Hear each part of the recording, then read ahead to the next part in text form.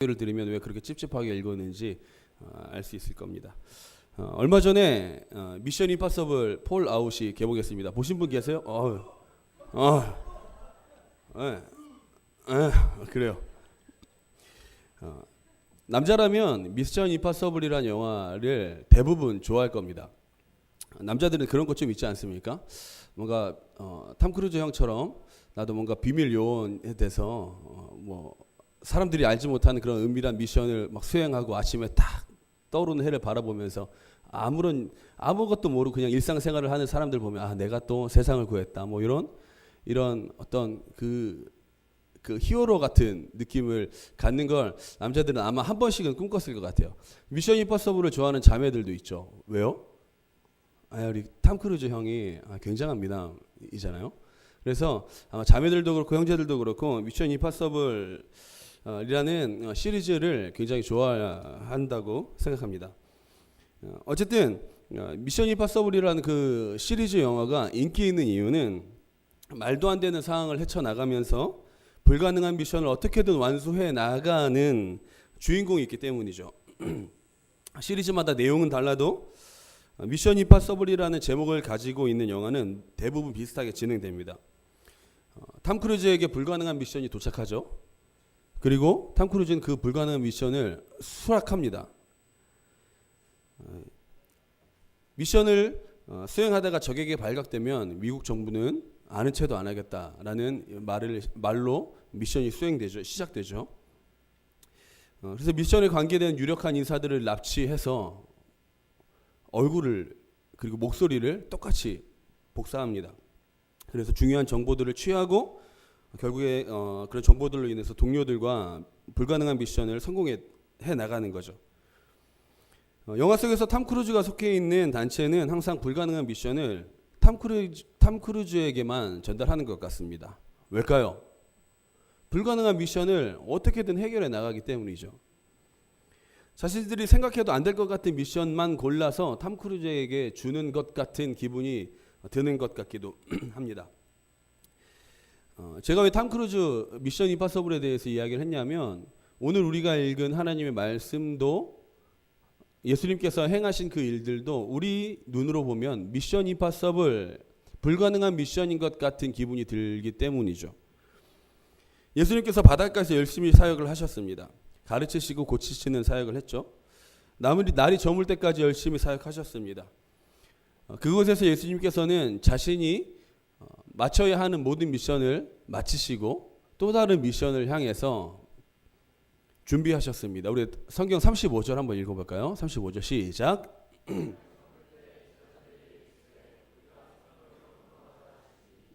예수님께서는 다음 미션 장소로 이동하시기 위해서 바다를 가로질러 가시기로 결정했습니다. 그리고 이동하죠. 이때 큰 광풍이 예수님께서 타고 계시던 배에 불기 시작했습니다. 그냥 광풍이라고 그냥 바람이라고 생각할 수 있는 정도가 아니라 우리가 한강 유람선 타면 느낄 수 있는 그런 기분 좋은 바람이 아니라 배를 뒤집고 사람들을 죽일 수 있는 성난 바람과 파도였죠. 우리가 종종 어떤 영화를 보게 되면 큰 파도가 일렁이는 그런 장면들을 보게 됩니다. 사람들 얼마나 많이 고생합니까? 물 뒤집어 쓰고 힘들고.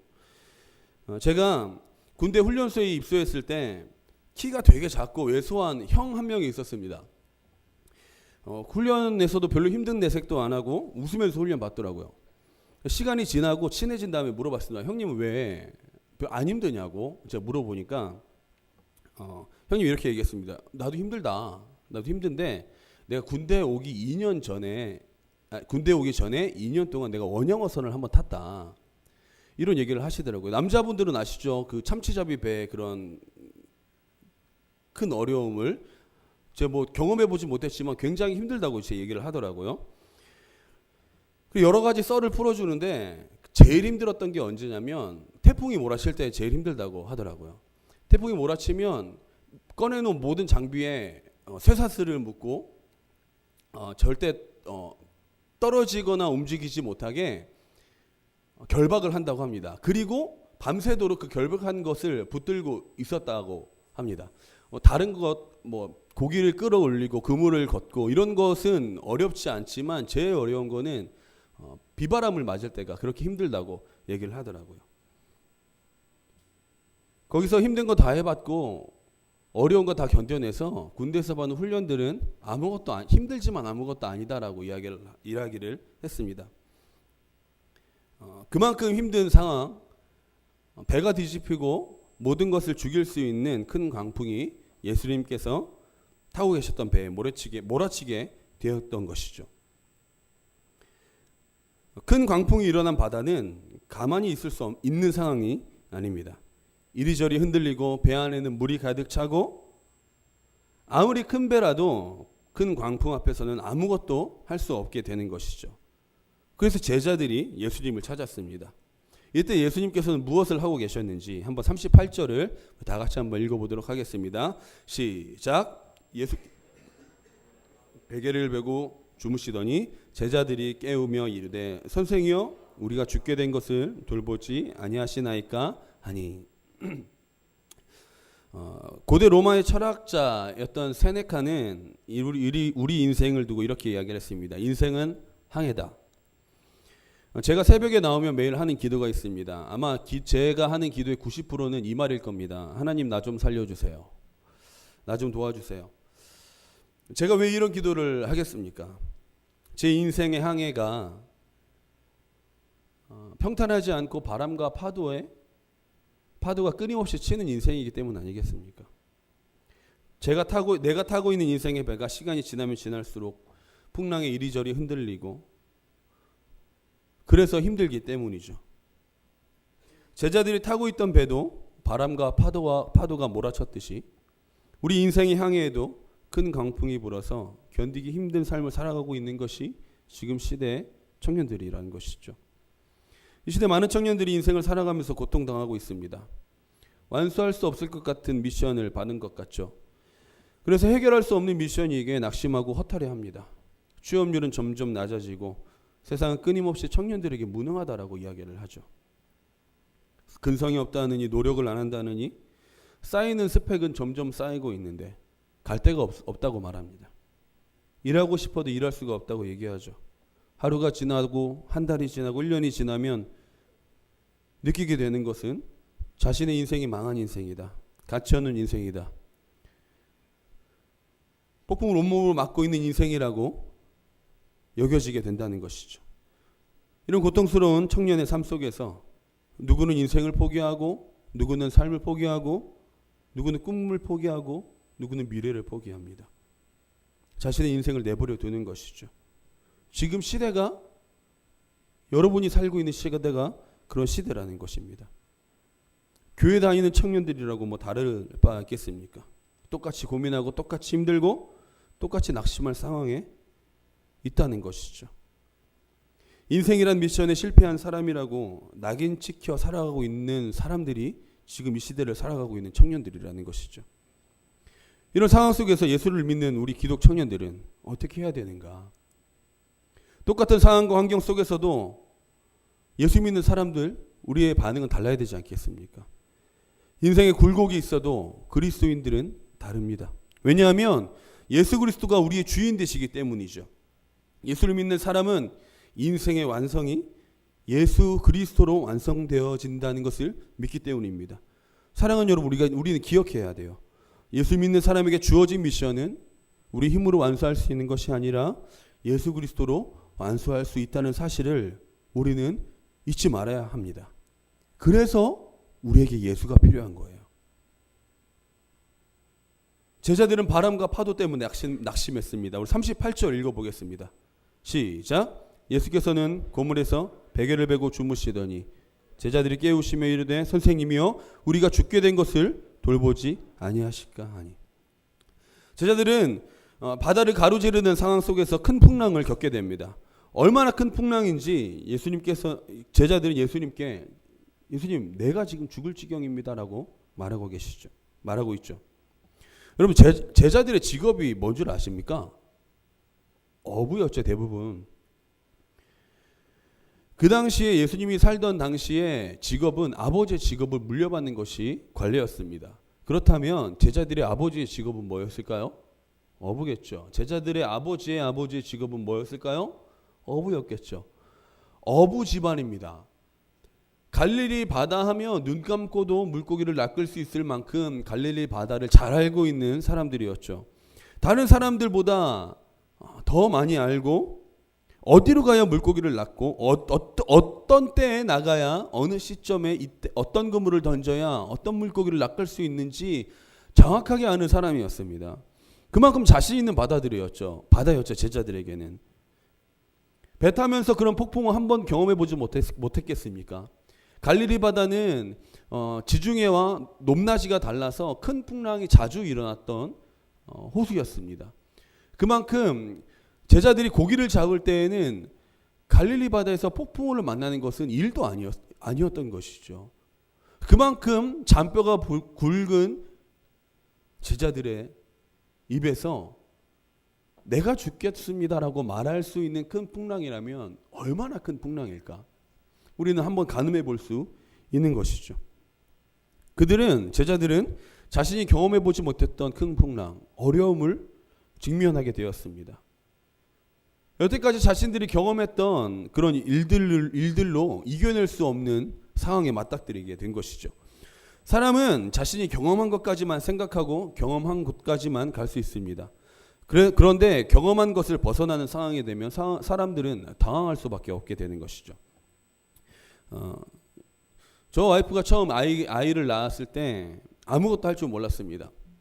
울면 왜 우는지 알 수 없었죠. 그래서 울면 분유를 먹여보기도 하고 기저귀를 갈아주기도 하고 재워보려고 노력을 해도 울음은 그치지 않았습니다.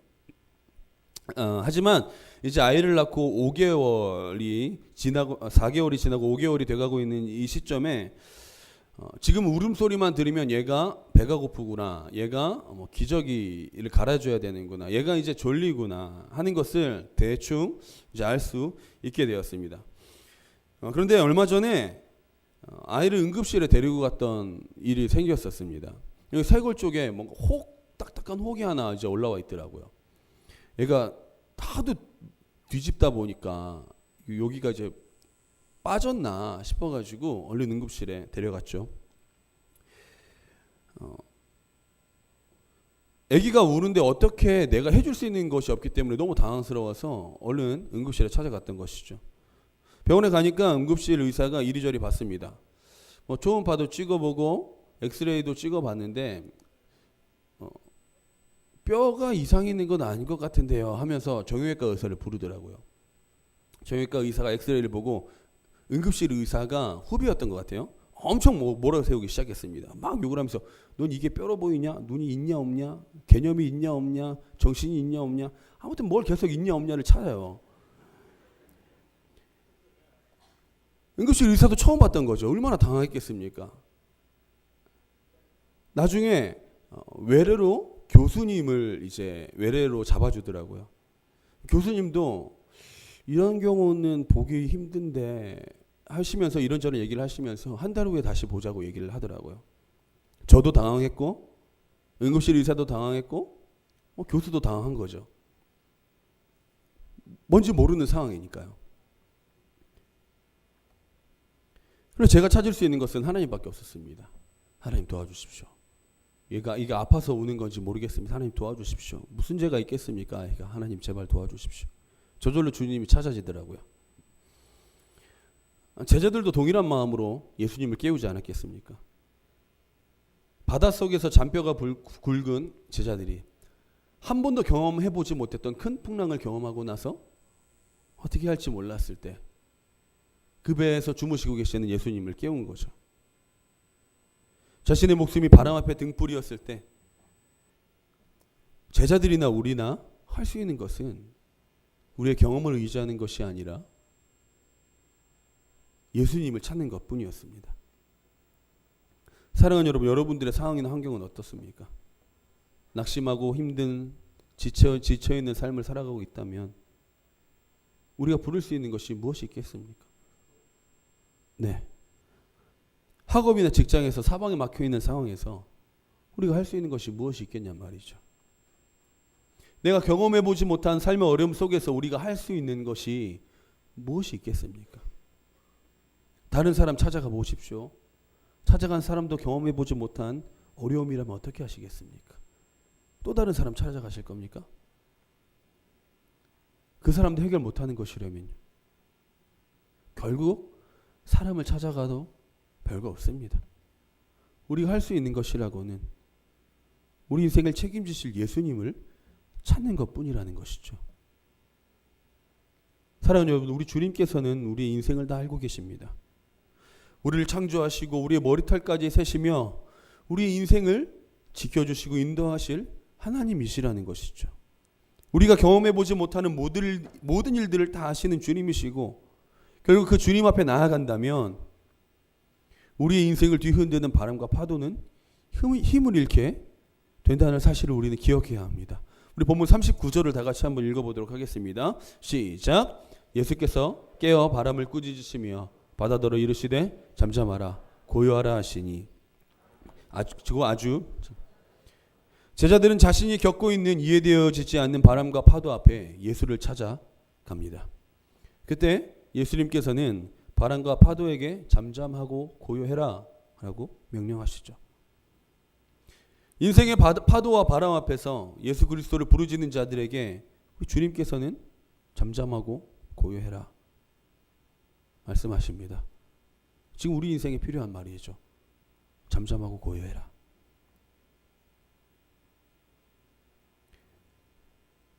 우리 인생 속에서 주님의 잠잠하고 고요해라 라는 음성이 들려야 할 상황이 어떤 상황이 있습니까? 이해되어지지 않는 가정의 문제, 경험해 본 적 없는 학업과 직장의 문제 속에서 우리는 우리 인생을 잠잠하고 고요하게 하실 하나님을 부를 수밖에 없다는 사실을 기억하시는 여러분들이 되기를 소망합니다. 예수님께서는 잠잠하게 하신 후 제자들에게 말씀하셨죠. 40절입니다. 우리 다 같이 한번 읽어보도록 하겠습니다. 40절 시작. 이에 제자들에게 이르시되 어찌하여 이렇게 무서워하느냐 너희가 어찌 믿음이 하시니. 주님께서는 무서워하는 것과 믿음이 없다라고 말씀하셨습니다. 무서워하는 것과 믿음이 없다는 것을 동일하게 여기신 것이죠. 사랑하는 여러분, 왜 무서워하는 것과 믿음이 없는 것이 같은 것일까요? 무섭다는 것은, 제자들이 느끼는 무서움은 자신과 함께 있었던 예수에 대해서 아직도 오해하고 있기 때문입니다. 예수님께서는 제자들과 많은 시간을 보내시면서 예수께서 인간이 아니라 하나님이시라는 것을 충분히 보여주셨죠. 알고 있었습니다. 죽은 자를 살리신 분이 예수 그리스도시며 병든 자를 고치신 분도 예수 그리스도시고 귀신들도 복종하게 만드는 것이 예수 그리스도, 살아계신 하나님이라는 사실을 누구보다 곁에서 잘 알고 있던 사람들이 제자였던 것이죠. 하지만 그들의 인생의 파도와 바람 앞에 두려워 떨고 있는 제자들은 자신들이 경험했던 예수 그리스도를 까맣게 잊고 살았던 것이죠. 제자들은 믿음이 없는 것이라고 말할 수 있다라고 생각할 수 있습니다. 사랑하는 여러분, 우리도 마찬가지로 우리 수련회에서 또한 우리 예배에서 주의 은혜를 경험하고 때로는 하나님께서 나의 인생을 책임지실 것이라는 그런 귀한 음성을 들어가며 신앙생활을 해가고 있습니다. 실제로 하나님께서 우리 인생을 책임지시는 고 우리 길을 열어가시는 것을 경험하고 있는 지체들도 있는 것이죠. 하지만 내 삶의 인생에서, 내 삶의 항해에서 우리가 납득하고 이해할 수 없는 큰 광풍이 불어 일어날 때에는 우리 믿음이 사라진다는 것이죠. 문제에 집중하고 하나님을 바라보지 못하고 삶의 어려움에 직면했을 때 어려움을 묵상하지 하나님을 묵상하고 있지는 않은 것이 우리의 신앙의 모습이라는 것이죠. 그것이 믿음이 없는 것이고 그것이 무서워하는 것이며 그것이 결국 불신앙이라고 말할 수 있는 것입니다.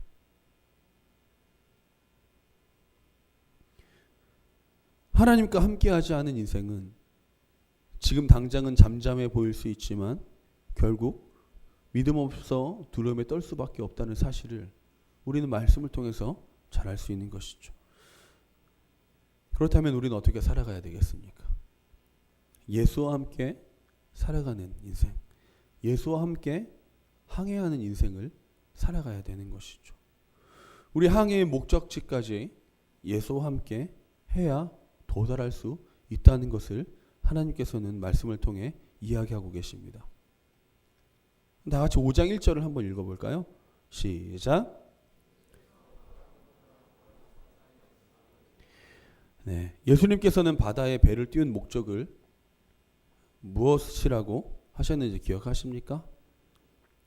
우리가 처음 읽었던 가장 처음 35절에 보면 저편으로 건너가자 말씀하셨습니다. 예수님께서는 저편으로 건너가기 위해서 배를 타셨고 큰 풍랑이 있었음에도 불구하고 그 어떤 방해에도 상관없이 예수님께서는 거라사 지방으로 가는 미션을 성공하게 되셨죠. 예수님께서는 결국 말하신 대로 바다를 건너간 것입니다. 사랑하는 여러분, 예수님께서는 우리 각자에게 목적을 가지고 계시죠. 목적지를 가지고 있습니다. 어디로 향해야 할지 정확한 목적지를 우리에게 주셨다는 것이죠. 그래서 우리는 인생의 항해를 해 나아가고 있습니다. 목적지를 향해서죠. 예수님께서는 우리 인생의 항해를 끝까지 함께하고 계신다고 말씀하고 있는 것입니다. 하지만 우리 인생 속에서 수많은 어려움을 겪고 바람과 파도에 직면해 있을 때 우리는 제자들과 같이 예수 그리스도를 바라보고 있는지 아니면 큰 풍랑과 파도치는 바다를 바라보고 있는지 살펴보아야 할 것입니다. 예수님께서 바다 위를 걸어오신 이야기 다 알고 있습니까? 예수님께서 바다 위로 걸어오실 때 베드로는 자신도 그렇게 걸을 수 있게 해달라고 구했습니다. 그리고 믿음으로 바다 위를 걸었던 베드로는 예수님과 가까워져 갈 때 주위의 파도를 바라보고 두려워서 빠지게 되었죠. 결국 예수님께서 베드로를 구해주셨습니다. 사랑하는 여러분, 5장 1절까지 읽은 이유가 예수님과 동행하면 우리 인생의 항해는 어떠한 어려움과 환경 속에서도 도달할 수 있다는 사실을 여러분들에게 말씀드리고 싶기 때문에 5장 1절까지 읽은 것입니다. 예수님께서 배를 타고 출발하셨고 5장 1절에는 거라사 지방이라는 목적지까지 아무 이상 없이 다다랐습니다. 우리 인생도 마찬가지죠. 예수를 믿는 인생도 하나님 앞에 우리의 인생을 시작하고 예수님께서 약속하신 인생의 그 여정의 끝까지 도달할 때 하나님께서는 우리에게 아무런 이상 없이 안전하게 사명대로 이끌어 주실 것입니다. 하지만 우리 인생을 이끌어 가실 그 하나님의 우리 인생의 여정 가운데에는 폭풍도 있고 비바람도 있고 파도도 칠 것이라는 것이죠. 우리가 파도에 집중하고 인생의 어려움에 집중할 때 죽을 것 같다고 소리칠 수 있지만 그 인생의 여정 가운데 함께 하시고 우리 항해에 동행하시는 예수 그리스도를 바라보고 구할 때 어려움은 있지만 항해에 결코 실패할 수 없다는 것을 여러분들에게 말씀하시고자 하시는 하나님의 뜻인 것입니다. 사랑하는 여러분, 우리의 믿음은 우리가 무엇을 보게 하는지 결정합니다.